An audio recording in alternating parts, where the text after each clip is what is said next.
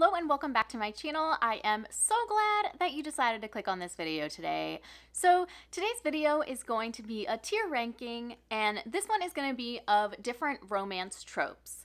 Now, romance, you could argue, is the tropiest genre that exists, and I figured, hey, let's see what's working and what's not working for me. As you might know, I am not the biggest romance reader, but I still have opinions because that's just what I do. So let's just get started and see if you agree with me on any of these. First up, I want to go through my categories. So for the ones that are just cannot be missed, marry me. Then I've got yes for pretty good, but not my favorite. Then we have decent, which is just, I feel neutral on it. I don't have an opinion. Then we have no, which just kind of mirrors yes. And then we have dump him, because I will take any excuse to say dump him. So let's get started. So the first one that I have here is age gap. I don't know if I have an opinion on that, even though I just said I have lots of opinions all the time. But this one, I don't know. I guess I'll say decent, because I don't think I care that much about age gaps in books. Okay, brother's best friend. I'm gonna go with no. For no reason other than I've just never really read one that I've enjoyed. I can't even name one that I have read, but I'm sure I have. And I just don't think that's really a trope that does anything for me. I always am hesitant with kind of weird relationships within other relationships that already exist. So your brother and his best friend. I'm always just so hesitant because I forget that these are characters, and so I just want everyone to get along and there not to be weirdness and stuff. So, but that's just me.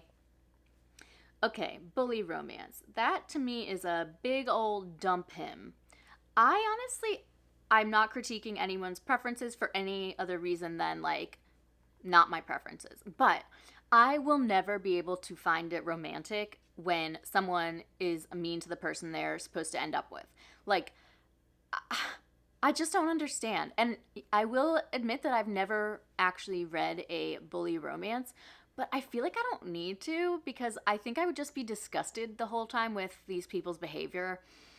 I'm not into all of that. And even when I do read romance, I don't like dark romance. I don't like stuff like that. So bullying romance is a hard pass for me. Childhood friends to lovers. I am going to put this in yes. I think these can be so sweet.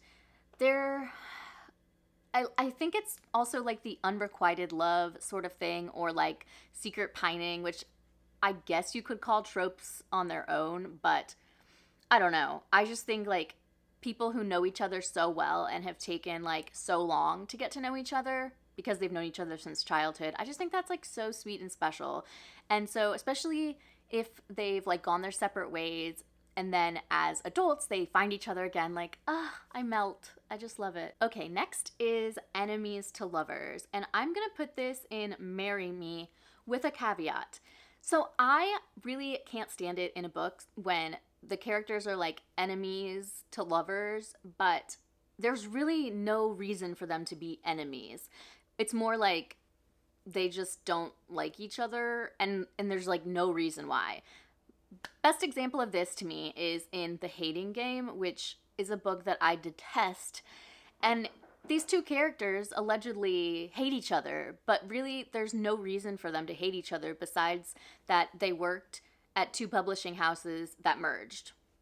And at one point, they are up for the same promotion, but they've hated each other long before that. So I just I don't get it. If you don't have a reason to hate each other, then you shouldn't hate each other.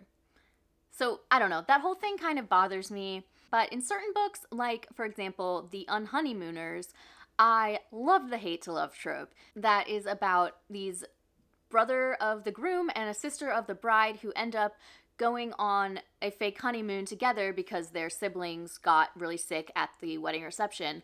And they don't like each other because Olive, the woman, is just absolutely chaotic. And I can't remember the guy's name. Ethan, I think. but he is like planner and they just have not gotten along since they met.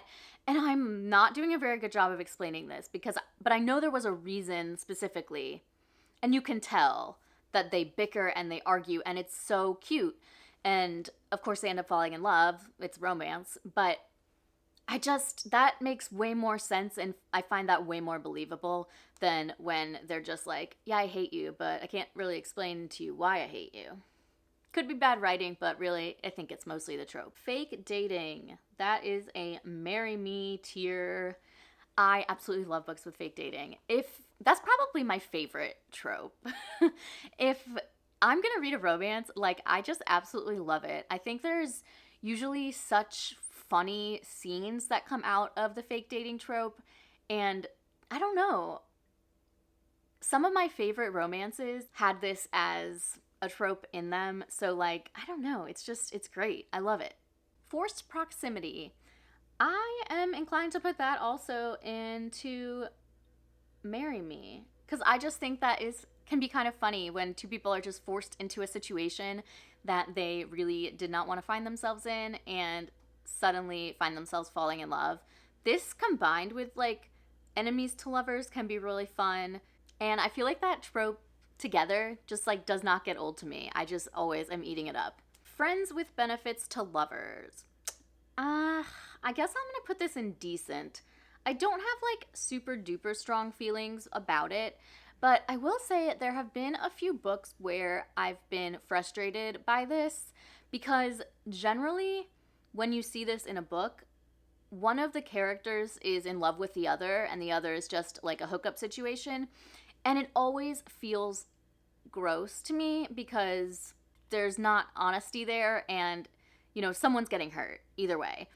So I don't know, that's just not a trope I think I love, but I don't like hate it, but I think it needs to be done a certain way for it to work for me. An example of this is The Hookup Plan by Farah Roshan that I read back in November.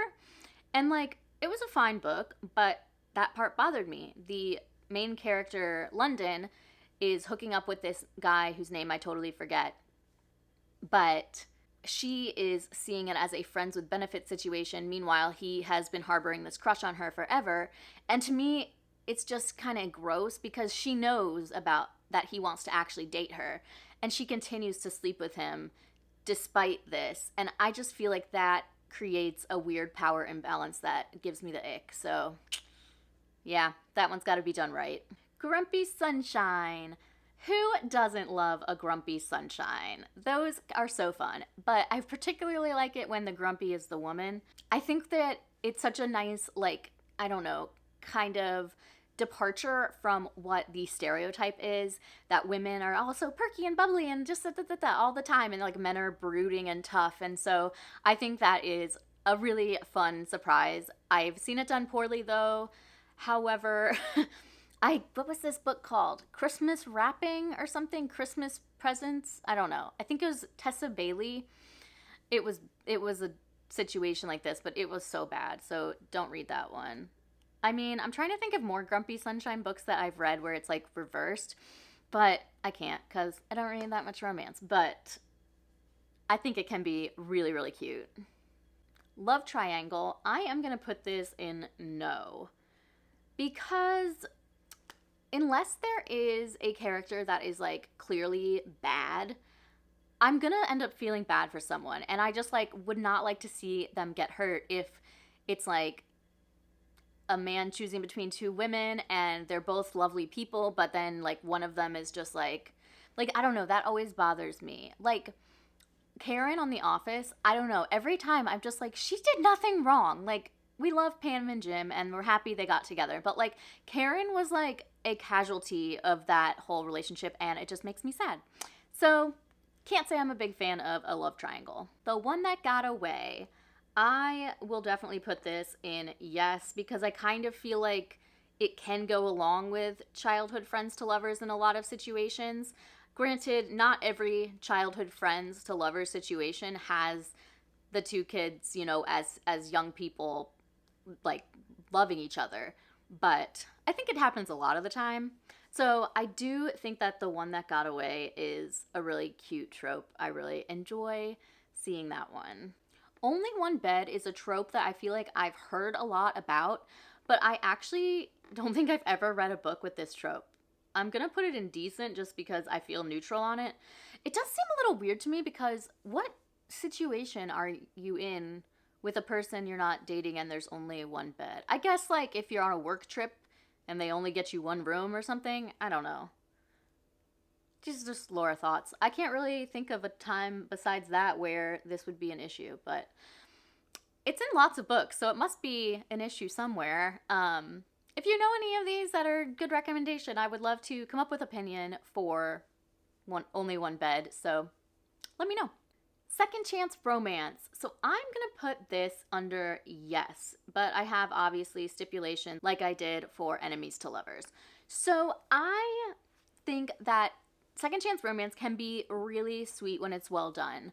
However, if we kind of look at whatever their history is, if it's like something serious or like some like crucial part of their personalities that is the reason they didn't work out the first time, I just have a hard time buying that it's going to last a second time. And like, yes, they always get their happily ever after, but like what actually happens when the book ends? I just never believe that they're gonna make it unless there is like some serious soul searching, changing as a couple, or if the thing that happened a long time ago was like, oh, we were at different stages in our life and now we're not. So I don't know. Hopefully that makes sense, but I just feel like I'm picky with this one. I really do enjoy it when it's done in a way that feels real to me. Otherwise, I just can't.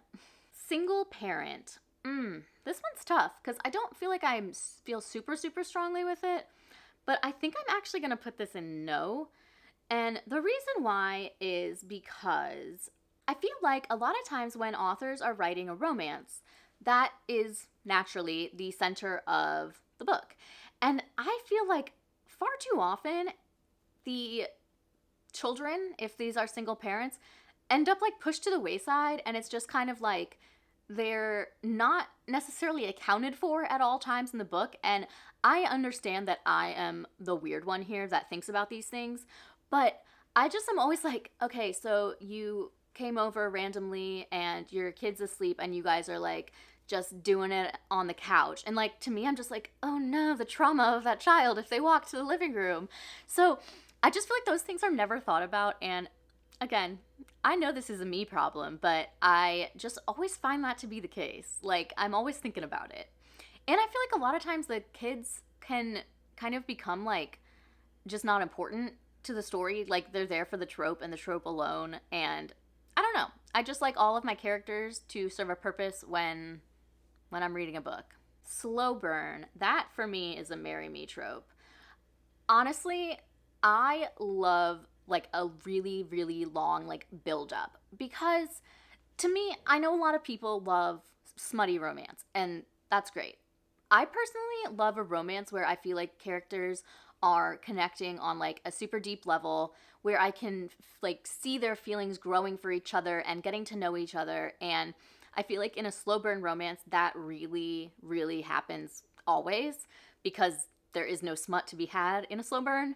Or, you know, maybe just close to the end. I don't know. And when it takes the characters a long time to get together, I always love that because I absolutely cannot stand like the third act breakup.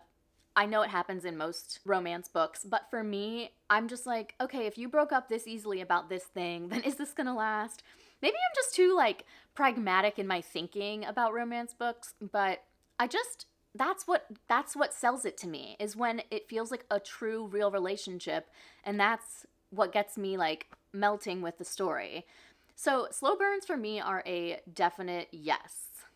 Okay, so the next one is surprise pregnancy, which I know so many people hate, but I actually like it. I'm gonna put it under yes.